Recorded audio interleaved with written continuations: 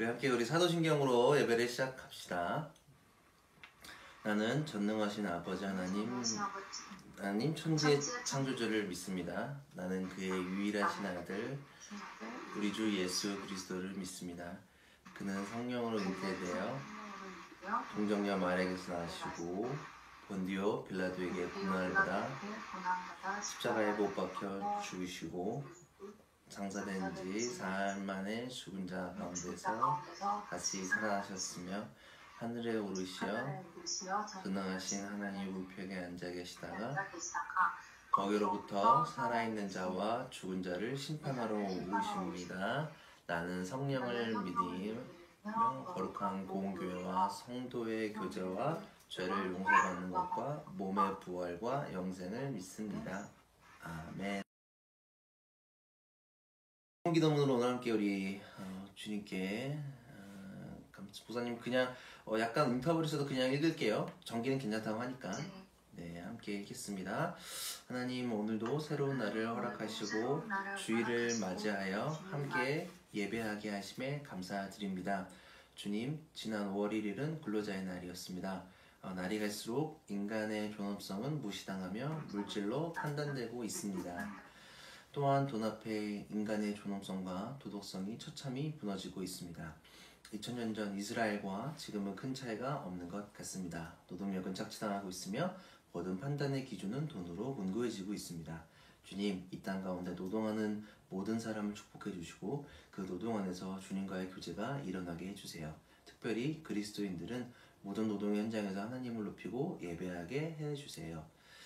하나님, 5월 5일은 어린이들을 축복하는 어린이날입니다. 생명의 소중함이 사라지고 아이들을 학대하는 현장이 아이들이 보호받아야 할 가정과 어린이집, 유치원에서 폭력과 학대가 일어나고 있습니다. 하나님, 다음 세대가 뿌리가 되는 어린이들을 지켜주시고 누구 하나 소외되지 않고 각자의 가정에서 사랑받게 해주시고 우리 다음 세대를 이끌어갈 건강한 아이들로 세워주세요. 하나님, 저희 313에게 큰 은총을 허락해 주시고 이곳에서 모두를 위한 환대와 회복이 일어나게 해주시고 아프고 힘든 모든 이들, 주님의 사랑이 필요한 모든 이들에게 사랑을 전하는 교회로 굳건히 세워주세요. 우리는 주님을 위한 꽃이며 예수의 사랑이라는 열매를 맺을 수 있도록 우리가 주님보다 앞서지 않도록 인도해 주세요. 오늘 예배에 함께하는 모든 이들의 고민, 방향, 비전, 모든 영역에서 주님과 함께할 수 있도록 붙잡아 주세요. 이 모든 기도 예수님의 이름으로 기도드렸습니다. 아멘. 아멘. 우리 같이 말씀 봅시다. 요한복음 3장 22절로 36절입니다. 약간 인터벌이 있으니까 교독하면 좋겠어요. 목사님 먼저 읽고 그 다음 정기 읽고 이렇게 교독하면 딱 보일 것 같아요. 그쵸? 네, 잠시만요. 찾으세요. 찾고 있구나. 요한복음 3장 22절로 36절. 요한복음 3장 22절에서 36절. 목사님 먼저. 됐죠? 찾았죠? 오케이. 잠시만요. 네. 왜안 뜨지? 천천히 찾아도 상관없어.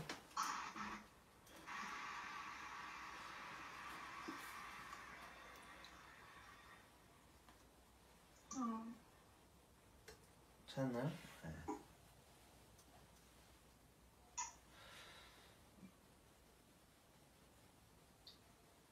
그냥 안 떠서 핸드폰으로 다시 찾을게요. 천천히 찾으세요. 문제 전혀 없죠. 찾았어요. 네, 목사님 먼저 22절 읽고 그 다음에 정기가 23절 읽고 교독합시다. 마지막 절은 합독 같이 읽고 목사님 먼저. 그 뒤에 예수께서 제자들과 함께 유대 지방으로 가셔서 거기서 그들과 함께 지내시면서 세례를 주셨다. 요한도 살렘 가까운 에논에서 세례를 주니 거기 물들이 많으니라. 사람들이 와서 세례를 받더라. 그때는 요한이 아직 옥에 갇히기 전이었다. 이에 요한의 제자 중에 한 유대인으로 더불어 변례에 대하여 변론이 되었더니 요한의 제자들이 요한에게 와서 말하였다. 랍비님 보십시오. 요단강 건너편에서 선생님과 함께 계시던 분 곧 선생님께서 증언하신 그분이 세례를 주고 있는데 사람들이 모두 그분에게로 모여듭니다. 요한이 대답하여 가로되 만일 하늘에서 주신 바 아니면 사람이 아무것도 받을 수 없느니라. 너희야말로 내가 말한 바 나는 그리스도가 아니요 그분보다 앞서서 보내심을 받은 사람이다 한 말을 증언한 사람들이다. 신부를 취하는 자는 신랑이나 서서 신랑의 음성을 듣는 친구가 크게 기뻐하나니 나는 이러한 기쁨이 충만하였노라. 그는 흥하여야 하고 나는 쇠하여야 한다. 위로부터 오시는 이는 만물 위에 계시고 땅에서 난 이는 땅에 속하여 땅에 속한 것을 말하느니라. 하늘로 오시는 이는 만물 위에 계시나니 자기가 본 것과 들은 것을 증언하신다. 그러나 아무도 그의 증언을 받아들이지 않는다. 그의 증거를 받는 이는 하나님이 참되시다 하여 외쳤으니라. 하나님께서 보내신 이는 하나님의 말씀을 전한다. 그것은 하나님께서 그에게 성령을 아낌없이 주시기 때문이다. 아버지께서 아들을 사랑하사 만물을 다 그 손에 주셨으니 아들을 믿는 사람에게는 영생이 있다. 아들에게 순종하지 않는 사람은 생명을 얻지 못하고 도리어 하나님의 진노를 산다. 아멘. 오늘 말씀은 꽃과 열매라는 제목으로 요한복음 22장 3장 22절 36절까지의 말씀을 나눠보려고 합니다. 지난주 우리는 어둠과 빛을 통해 신앙을 바라보는 시간을 가졌습니다. 어둠 속에서 누구랑 함께 하느냐, 그리고 결국 우리는 빛 가운데로 나아갈 거라는 믿음이 우리를 조금 많은 것들을 깨닫게 해줬고 많은 것들을 좀 경험할 수 있었던 것 같고 그 피드백도 너무 좋았던 것 같아요. 그래서 목사님도 좋은 기억으로 또 일주일 또 재밌게 보냈던 것 같고 또 날씨도 너무 좋아서 오랜만에 나들이 또 다녀오기도 해서 너무 좋은 시간이었던 것 같아요. 그래서 오늘도 같이 마라탕 먹었으면 행복했을 텐데 마라탕을 못 먹어서 아주 속상하지만 다음 주에 또 건강한 모습으로 또 내려가서 먹으면 되니까 또 기다리겠고 저만 좋았지 않았기를 바래요. 우리 모두가 좀 행복해. 괜히 찝찝한 마음이 늘 있어 나는. 아니라고 생각하고 하여튼 너무 좋은 시간 보냈던 것 같고 또 그런 예배 드려서 행복했었고 또 그리고 또 오늘은 특별히 또 아무도 오랜만에 또 혼자서 이 사무실에서 예배를 또 드리네요. 그래서 그래도 뭐 우리는 인터넷으로 연결되어져 있고 성령으로 연결되어져 있으니까 예배가 멈추지 않고 또 함께 하는 게 너무 중요할 것 같아요. 이렇게 라이브로도 하지만 또 끝나고 또 살짝 편집해서 또 수영장에 나눌 수 있다면 그것도 너무 좋은 일이지 않을까. 또 예배가 멈추지 않는 그 사실 자체가 좋을 것 같아요. 하여튼 오늘은 세례 요한의 이야기입니다. 아마 이제 세례 요한의 이야기는 아마 뒤에 잘 안 나올 거예요. 이제 세례 요한의 마지막 얘기인데 예수님은 제자들과 유대 지방으로 내려가셔서 세례 베푸는 이야기로 오늘 본문을 시작을 해요. 23절에 살렘 근처 에논이라는 곳으로 세례를 주었다고 나와 있습니다. 살렘은 예루살렘 근처. 약간 뭐라 그럴까? 뭐 여기를 분당 근처라고 이야기하는 것, 뭐 혹은 뭐 강남 근처라고 하진 않죠. 뭐 분당 근처, 뭐 수지 근처, 죽전 근처 뭐 이런 식으로 얘기하는 것과 같고 에논이라는 뜻은 샘의 근원이라는 뜻을 가지고 있다고 합니다. 아마 여기 우리 옆에 수원도 뜻이 물의 근원이잖아. 물 숫자에 근원 원자에서 수원이라는 뜻과 아마 비슷한 어기 물이 아마 잘 나왔던 또 물에 좋았던 동네인 것 같아요. 그리고 24절에 요한은 아직 옥에 갇히기 전이라고 기록되어져 있어요. 근데 여기서 조금 그냥 이렇게 읽으면 아무것도 아닌 것 같은데 사실은 여기서 주목해야 될 건 공관복음서 마태, 마가, 누가는 요한이 옥에 갇히고 나서 공생애가 시작되는데 요한복음은 반대예요. 그냥 동시에 갇히기 전에 이미 사회 갇히기 시작하고 있어서 이게 어떤 관점인지는 아마 조금 뭐 더 디테일하게 하지 않아도 될 거라고 생각하지만 하여튼 뭐 성경이 당시에 바로 쓰이지 않고 또 후대에 써져 있고 독자를 배려해서 의도에 맞게 써였던 걸로 판단이 돼요. 그래서 요한이 감옥에 갇힌 사실이 거짓말이나 그런 건 아니고 아마 의도에 맞춰서 달라지 않을까. 그냥 보면 아마 다른 복음서를 나중에 읽다 보면 그런 차이가 있을 거라서 한번 말씀해 드려요. 하여튼 그러면서 이 정결례법에 대한 갈등이 조금 있었던 것 같아요. 세례를 막 주니까 전에도 말했듯이 여기 당시의 신앙인들은 예수의 제자들 또 요한의 제자들 이렇게 그룹을 지어서 신앙생활을 했는데 오늘 요한의 제자들이 사실은 요한의 제자들이 요한에게 와서 이제 이야기하는 거예요. 라비님 보십시오. 요단강 건너편에서 선생님과 함께 계시던 분, 곧 선생님께서 증언하신 그분이 세례를 주고 있는데 사람들이 모두 그분에게로 모여듭니다. 라고 이야기하는 거예요. 사실은 세례하면 떠오르는 사람은 세례 요한이란 말이에요. 우리가 알고 있던 것도 아마 제자들도 이 세례에 이런 거죠. 자기네 전유물인데 예수의 제자들이 세례를 주고 있으니 약간 화가 났던 것 같아요. 요즘 뭐 식당 간에 원조 경쟁들이 있잖아요. 누가 원조니. 요즘에도 분쟁들도 많고 뭐 덥죽 사건이라던가 최근에 뭐 로제 떡볶이 기사들 많이 나오고 또 아직도 많은 IT 기업들은 원천 기술에 대한 특허권 논쟁을 계속 삼성이랑 애플은 협력을 하면서도 싸우고 있고 뭐 LG랑도 SK랑 싸우기도 하고 막 기술 간에 막 싸움도 있기도 해요. 누가 먼저 했는가가 되게 필수 조건으로 해석되어지고 그러한 분쟁은 삶 속에서 많이 일어나고 있어요. 누가 먼저 했느냐, 디자인이나 뭐 이런 걸 누가 먼저 했느냐, 늘 우리는 갈등 속에 있다는 것 아마 요한의 제자들도 그렇게 생각했던 것 같아요. 하여튼 뭐 세례 요한의 제자들은 자기네가 가지고 있어야 될 것들을 예수의 제자들이 하니 사실 화가 나는 거죠. 뭐 예컨대 교회끼리여도 우리 교회가 먼저 한 건데 남의 교회가 뭘 따라하면 사실은 그렇게 기분이 나이스 하지는 않는 것 같아요. 사실 그쵸? 우리도 늘 좀 약간 우리도 옛날에 사역할 때 좀 그런 거에 많이 저도 좀 예민하게 했던 것 같고 근데 뭐 그렇다고 해서 그걸로 뭐 난리친 건 없는데 그냥 좀 그렇다 그런 마음은 늘 하긴 했었죠.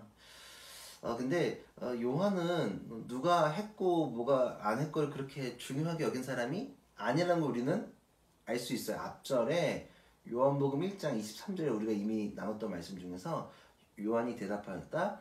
예언자 이사야가 말한다. 나는 광야에서 외치는 이의 소리요 너희는 주님의 길을 곱게 하여라 라고 했고 26절에서 27절 요한이 대답하였다. 나는 물로 세례를 주오 그런데 여러분 가운데 여러분이 알지 못하는 이가 한 분 서 계시오 그는 내 뒤에 오시는 분이지만 나는 그분의 신발끈을 풀 만한 자격도 없소 라고 이야기를 해요. 그러니까 요한은 자기가 예수님의 길을 준비하는 사람이고 그보다 앞서서 준비하는 걸 분명히 알고 있었지만 아직 제자들은 알지 못했던 것 같아요. 그리고 그런 거에 관심이 크게 없었던 걸로 비추어져요. 그리고 요한이 계속 또 얘기를 해요.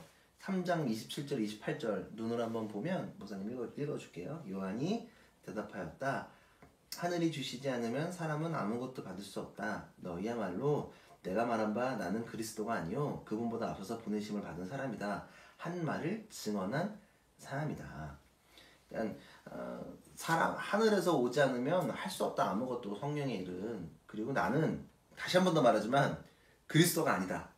또 밝히는 거예요. 아까도 앞서 1장에서 밝혔죠. 아니라 되려 내가 그리스도가 아니고 주의 길을 예비하는 사람이고 너희가 밝혀야 하는 사람들이다 라고 이야기를 또 하는 거예요.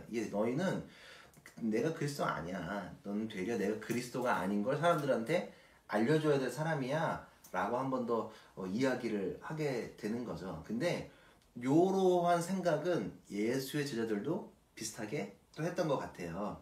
요건 다른 복음서지만 마가복음 9장 38절 39절에 보면 목사님이 또 읽을게요. 마가복음 9장 38절 39절을 보면 요한이 예수께 말하였다. 요 요한은 세례 요한 아니고 요 제자 요한. 선생님 어떤 사람이 선생님의 이름으로 귀신들을 쫓아내는 것을 우리가 보았습니다. 그런데 그 사람은 우리를 따르는 사람이 아니므로 우리는 그가 그런 일을 하지 못하게 막았습니다. 그러나 예수께서는 이렇게 말씀하셨다. 막지 말아라. 내 이름으로 기적을 행하고 나서 쉬이 나를 욕할 사람은 아무도 없기 때문이다. 예수의 제자들도 동일한 일을 또 해요. 예수님의 이름으로 다른 사람들이 귀신 쫓으니까 저거 우리 건데 우리가 원천 기술을 보유한 건데 왜 하지? 라고 또 생각하는 거예요. 예수님 이르는 거야. 우리 거 따라해요. 약간 우리 거 카피하는데 우리 거 막 도용해요 라고 이야기하는 거와 똑같아요. 사실 이렇게 신앙이나 이런 것들을 자신의 전유물로 생각하는 것들이 많이 일어나요. 교회에서도 종종 일어나는 일들이기도 합니다. 뭐 아까도 이렇게 말했듯이 저의 아이디어를 뭐 쓴다거나 또 그럼 좀 부글부글했던 것도 있었던 것 같아요. 옛날 제 기억을 좀 돌이켜 보면 옛날에 본의 아니게도 저희 교회에 청소년 사역을 크게 했던 지금은 활동하는지 안 하는지 모르겠지만 그들과 함께 했던 기억이 있는데 사실 그때 그 애들한테 좀 부러운 반, 시기 반도 있었던 것 같아요. 빡친 반, 여러 가지 마음이 막 공존했었는데 얘네들 뭐 저희같이 공부한 애들도 아니고 대학교 신학대학에서 공부한 애들도 아니고 그리고 너무 인간적이지 않고 폭력적으로 하고 너무 싸가지 없는 애 이렇게 너무 조금 버릇 없는데 왜 나는 안 되지 라는 생각에 불편한 마음이 좀 있었던 것 같고 내가 좀 더 잘 해야 되고 나의 약간 이 신학생들이나 전서의 전유물이 쟤네가 너무 많이 가져가는 거 아닌가 라는 생각을 했었던 것 같아요. 근데 좀 돌이켜 보니까 그 후에 막 좀 마음고생하다가 제가 스스로 깨달았던 게 그들을 좀 인정해야겠다. 그리고 그들의 길, 그들도 하나님 자녀라는 걸 좀 깨닫고 나서 내가 뭐 나만의 전유물, 내가 뭘 가져야겠다는 생각은 조금 접어들었던 것 같아요. 비슷하게 또 우리도 신앙 안에서 뭐 약간 전유물로 말씀하시는 목사님들도 조금 그런 게 있는 것 같고 또 신앙을 오래 하신 분들도 그런 게 있는 것 같고 아니면 조금 교회에서 리더라고 생각하는 분들도 약간 전유물로 생각하는 것들이 종종 우리가 알게 모르게 일어나는 것 같습니다. 예수의 시절도 마찬가지고 요한의 시절도 마찬가지고 자기 선생님들이 무슨 목적을 가지고 왔는지 잘 몰랐던 것 같아요. 그리고 요한은 결혼에 대한 이야기를 좀 이어갑니다. 29절 신부를 차지하는 사람은 신랑이다. 신랑의 친구는 신랑이 오는 소리를 들으려고 서 있다가 신랑의 음성을 들으면 크게 기뻐한다. 라는 이런 기쁨으로 가득 차 있다. 이 구절을 보면 우리가 한 번에 조금 이해하기가 어려워요. 왜냐면 유대 풍습이 반영되어져 있기 때문에 이게 무슨 소리 사실은 이게 뭔 소리야. 결혼은 오랜 기간 동안 치러집니다. 그러니까 정혼의 개념이 있어요. 먼저 약간 약혼 개념처럼 먼저 만나서 부모님들 얘기하고 그 다음에 남편이 집을 다 짓고 준비가 되면 그 다음 며칠간 잔치를 벌이게 되는 거예요. 그래서 우리가 알고 있는 것처럼 슬기로운 처녀와 또 미래한 처녀처럼 기다리는 처녀들 얘기 나오죠. 그러니까 기다리는 거예요. 신랑이 오기 때까지. 그러면서 이제 신랑의 친구가 신랑이 이제 신부를 데리러 와서 첫날 밤을 치룰 거 아니에요. 밤을 보내면 옆에서 기다려요. 같이 있는 건 아니고 그 언저리에서 이제 그 보낼 동안 신랑 친부가 약간 증인이 있으면 아침에 딱 밤을 거사를 치르고 나오는 이제 신랑이 내 신부는 거룩하다, 순결하다라고 고백을 하면 요 사실을 듣고 사람들한테 가서 알리는 역할을 했다고 해요. 요 소식을 기다리고 있는 친구가 문 밖에서 기다리고 있는 거예요. 여기 보면 오늘 구절을 보면 신랑 오는 소리를 들으려고 서 있다가 신랑의 음성을 들으면 크게 기뻐한다. 요 소리가 아침에 이제 첫날 밤 잘 치르고 좋은 밤 보내고 나서 여기는 이 여자는 거룩하다라고 그 소식을 알리면 이제 잔치를 하는 사람들이 좀 기다리고 아래 있을 거 아니에요. 그 사람들한테 가서 고요 역할을 전달하는 역할을 했다라고 합니다. 그러니까 다시 얘기하면 늘 교회의 비유가 신부는 우리 교회 공동체를 이야기하고 우리를 얘기하고 신랑은 신랑 대신 예수를 이야기하죠. 그리고 여기서 그 소식을 전한 친구가 누구다? 요한 자신을 얘기하는 거예요. 확장적으로 이해되시죠? 그러니까 성경에서 보면 늘 신부와 신랑 비교하는데 늘 이제 신부는 우리의 역할이고 신랑은 예수님인데 여기서 추가적으로 오늘 본문에는 친구 그 소식을 전하는 우리는 잘 이해 못하는 그 문화 속에서 친구가 전하는 역할은 누구다? 자기다. 이해되시죠? 당사자는 아니지만 옆에 있는 고유 얘기를 하는 거예요. 그러면서 그는 흥하여야 하고 나는 쇠하여야 한다. 나는 의미가 없고 예수님만 높여드려야 된다 라고 이야기하고 요 고백은 우리 신앙인들이 많이 고백하는 내용이기도 합니다. 이는 마치 저는 꽃과 열매가 떠오르게 됐어요. 꽃은 아름답고 또 우리에게 보이는 것도 있지만 사실은 꽃의 궁극적인 목표는 꽃 피고 나서 열매를 위해서 있는 것입니다. 뭐 우리가 먹는 과일들, 뭐 사과도 마찬가지고 배도 마찬가지고 꽃이 피고 나서 열매 맺고 다른 것들도 다 마찬가지이죠. 사실은 교회에서 목사님도 매일 우리 교인들한테 얘기하는 거 우리 열매 맺는 신앙을 가져야 된다라고 하지만 합니다. 그래서 그 열매를 위해서 꽃이 피는 거지 꽃만을 위해서 우리가 식물을 우리가 살아가는 건 절대 아니라는 거예요. 사실 예수를 통한 구원이라는 열매를 위해서 요한은 그 앞에서 꽃과 같은 존재예요. 오늘 찬양 불렀던 것처럼 나는 오늘 피었다 지는 이름 없는 꽃과 같네. 이렇게 그냥 지는 거예요. 꽃처럼 지는 것처럼 그 앞에 있는 것을 자신이 오늘 고백하는 것입니다. 모든 신앙은 화려한 꽃보다는 열매 맺는 것에 중심이 맞춰져 있다는 사실을 기억했으면 좋겠어요.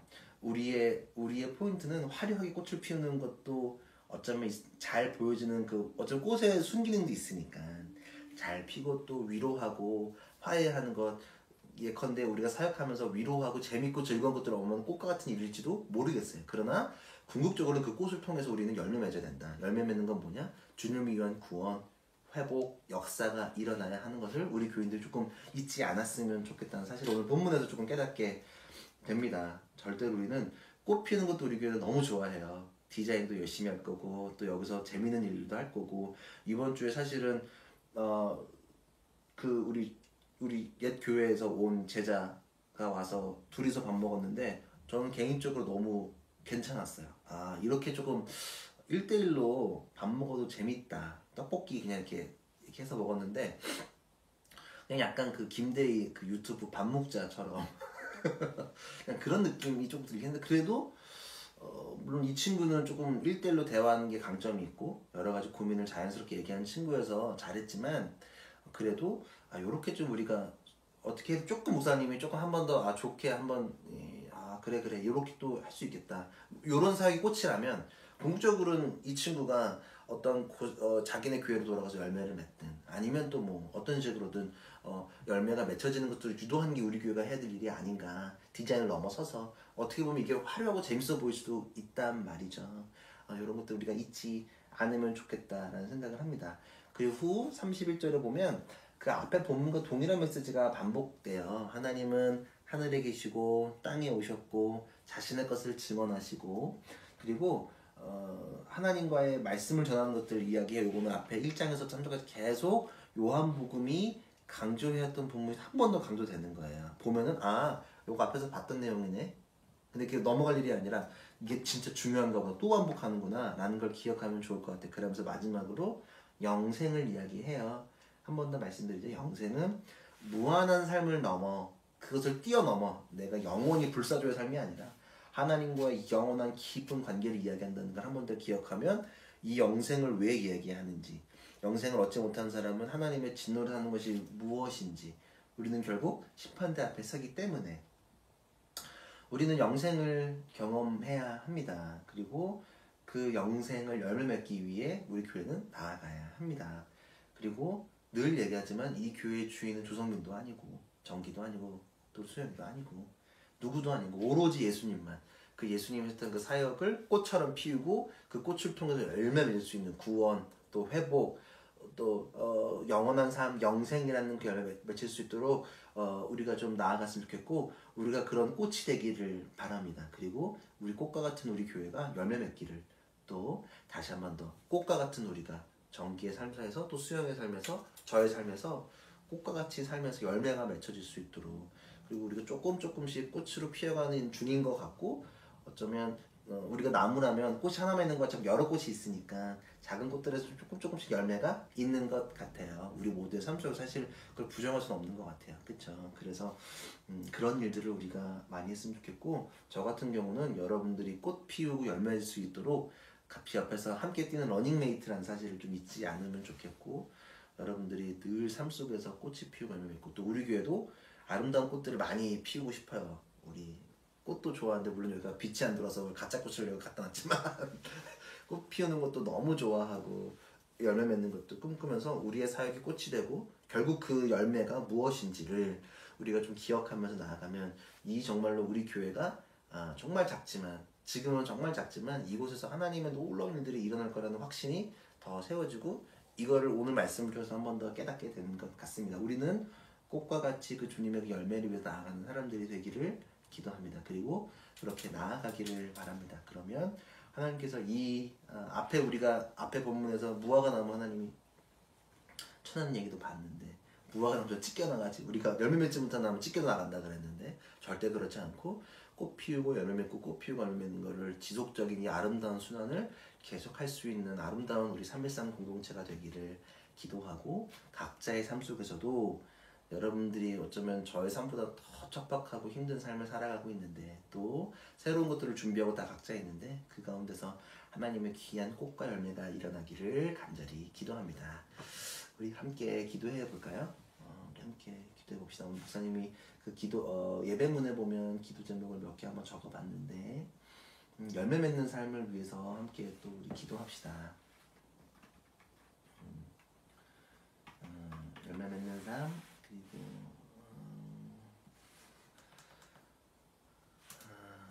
열매 맺는 삶 믿음의 열매 우리가 꽃과 같이 열매할 수 있도록 그리고 주님을 우리가 독점하려 하지 말고 모든 이들과 나눌 수 있도록 그리고 믿음의 깊이가 깊어질 수 있도록 예수의 제자들도 나중에 몰라요. 독점하려고 하고 이런 마음은 욕심나는 믿음은 늘 있는 것 같아요. 신앙은 만나와 메추라기 같아서 너무 쥐고 있으면 썩어요.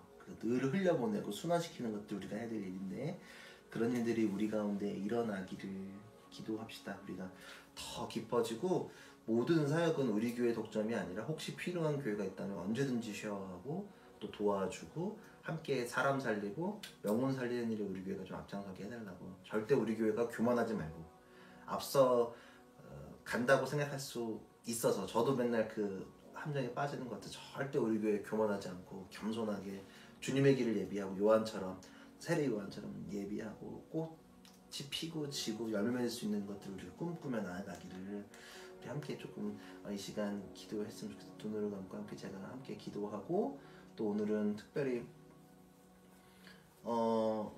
성찬을 할 수는 없어서 성찬기는 끝내놨지만 성찬을 할 수 없어서 오늘은 뭐 일단 할 수는 없지만 마음으로 그 성찬의 정신을 여러분들 좀 기억했으면 좋겠고 제가 오늘 또 드려진 헌금 그냥 기도하고 또 축도하고 예배를 마무리하겠습니다. 우리 함께 제가 그 다음 마무리 기도할 때까지 함께 우리 길게 한번 기도해 볼게요. 함께 기도.